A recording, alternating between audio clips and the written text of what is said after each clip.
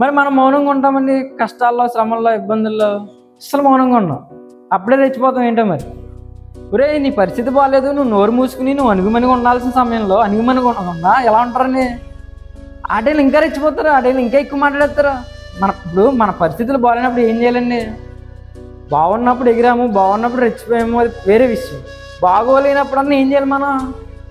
కొంచెం సైలెంట్గా ఉండాలి, కొంచెం నోరు అదుపులో పెట్టుకుని ఇంకా బాగా చెప్పండి ఒళ్ళు దగ్గర పెట్టుకుని జాగ్రత్తగా ఉండాలి. మనం రెచ్చిపోకూడదు ఆ టైంలో. ఎందుకు అనుకున్నారు? బాగాలేదుగా, పరిస్థితి బాగాలేదు, ఆరోగ్యం బాగాలేదు, వెనకాల చూస్తే ఏమీ లేదు. ఇలా బాగాలేని సమయంలో కూడా మనం రెక్లెస్గా రెచ్చిపోతూ ఉంటే దేవుడు ఊరుకుంటాడండి? అసలు ఆ పరిస్థితి తీసుకొచ్చింది ఎందుకంటే నేను కొంచెం అనకూడదామని. ఎందుకు చెప్పండి?